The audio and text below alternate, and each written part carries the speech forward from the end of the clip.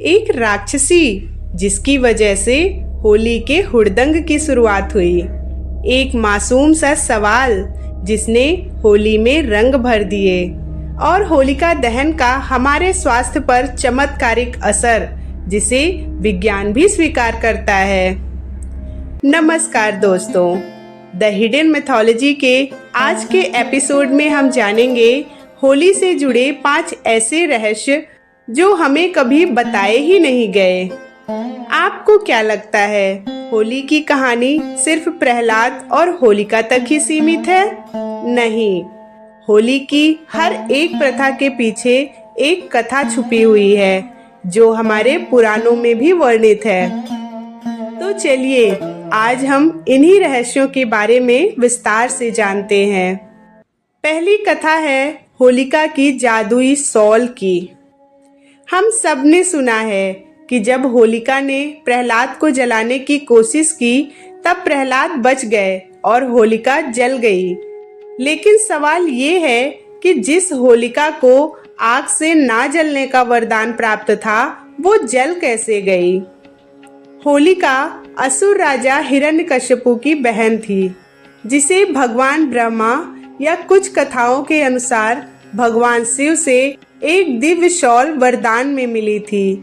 इस शॉल की खासियत यह थी कि इसे ओढ़ने वाला व्यक्ति अग्नि में कभी नहीं जल सकता था। जब हिरण्यकश्यपु अपने विष्णु भक्त पुत्र प्रहलाद को मारने में हर बार असफल रहा तो उसने अपनी बहन होलिका की मदद ली। योजना यह थी कि होलिका उस जादुई शॉल को ओढ़कर प्रहलाद को अपनी गोद में लेकर जलती चिता पर बैठेगी, जिससे प्रहलाद जल जाएगा और होलिका बच जाएगी। लेकिन जैसे ही चिता में आग लगाई गई, प्रहलाद निरंतर भगवान विष्णु का नाम जपने लगे। तभी अचानक हवा का एक तेज झोंका चला और वह जादुई शॉल होलिका के शरीर से उड़कर प्रहलाद के ऊपर गिर गया।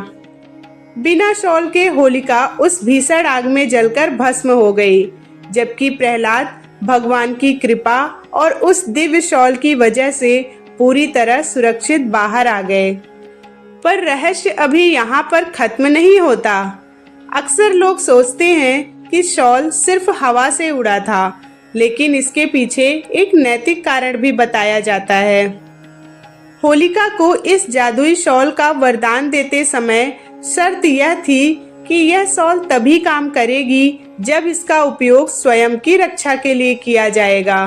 लेकिन होलिका ने इसका प्रयोग एक मासूम बच्चे को मारने के लिए किया, इसीलिए उसकी जादुई शक्ति ने ऐन वक्त पर उसका साथ छोड़ दिया।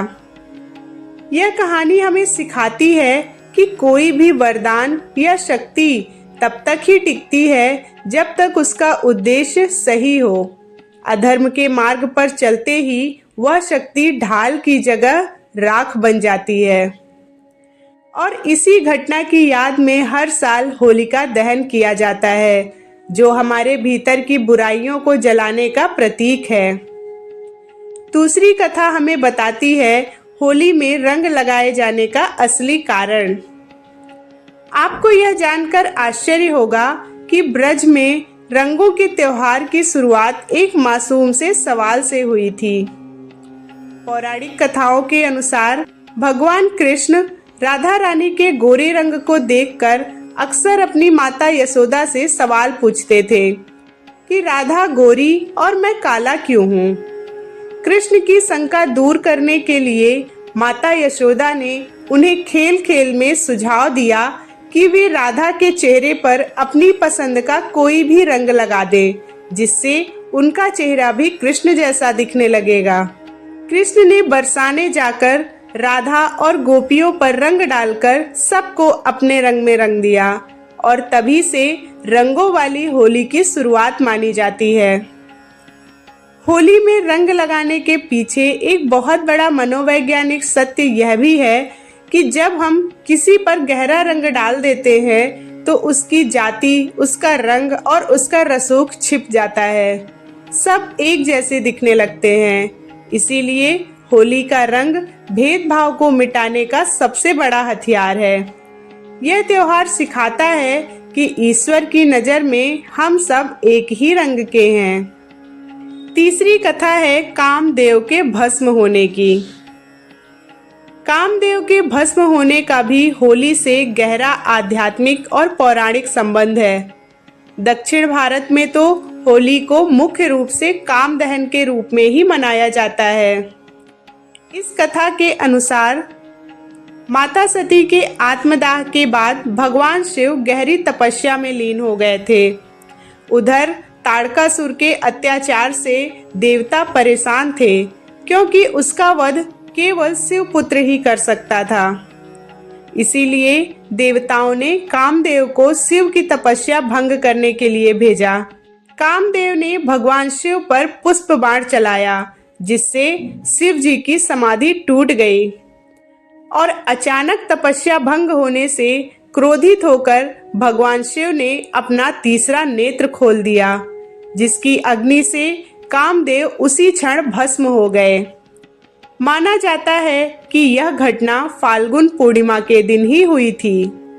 कामदेव की पत्नी रति के विलाप और प्रार्थना पर भगवान शिव ने वरदान दिया कि कामदेव द्वापर युग में भगवान श्री कृष्ण के पुत्र प्रद्युम्न के रूप में पुनर्जन्म लेंगे।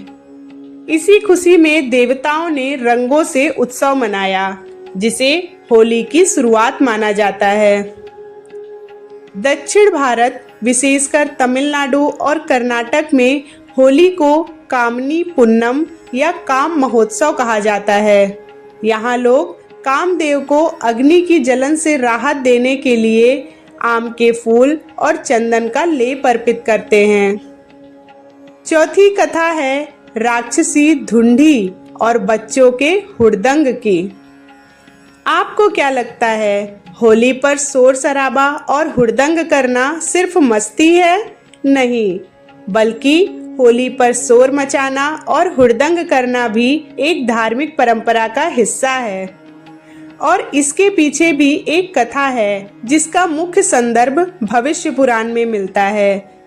इसके अलावा नारद पुराण में भी फाल्गुन पूर्णिमा के महात्म्य में इसका संक्षिप्त उल्लेख आता है। यह कहानी त्रेता युग की है, जब भगवान राम के पूर्वज महाराज रघु शासन करते थे। राक्षसी धुंधी माली नाम के राक्षस की पुत्री थी। उसने कठोर तपस्या करके भगवान शिव से वरदान प्राप्त किया था कि उसे कोई भी देवता, मानव, शस्त्र या ऋतु नहीं मार सकती। लेकिन वरदान देते समय शिव जी ने एक छोटी सी शर्त रखी थी कि उसे शरारती बच्चों के शोर और उपद्रव से खतरा हो सकता है। वरदान पाकर वह अहंकारी हो गई और बच्चों को सताने लगी। वह बच्चों को खा जाती थी या उन्हें बीमार कर देती थी। पूरे राज्य में भय का माहौल था। राजा रघु ने अपने गुरु ऋषि वशिष्ठ से मदद मांगी। ऋषि ने उसकी कमजोरी पहचान ली। उन्होंने कहा कि फाल्गुन पूर्णिमा के दिन, जब ना ज्यादा ठंड हो ना गर्मी, तब राज्य के सभी बच्चे एकजुट होकर राक्षसी की कमजोरी पर वार करें। ऋषि के निर्देश पर बच्चों ने लकड़ियां इकट्ठी की, उनमें आग लगाई और उसके चारों ओर जोर जोर से नाचने लगे। उन्होंने तालियां बजाई, ढोल पीटे, चिल्लाए और ऊट-पटांग शोर मचाया। उस शोर, बच्चों की निडरता और आग की गर्मी को धुंधी सहन नहीं कर पाई। वह विक्षिप्त हो गई और राज्य की सीमा छोड़कर भाग गई। यही कारण है कि होली पर बच्चे टोली बनाकर निकलते हैं और शोर मचाते हैं, और जिसे हम आज हुड़दंग कहते हैं, वह असल में उस राक्षसी यानी नकारात्मक ऊर्जा को भगाने का एक प्रतीकात्मक तरीका है।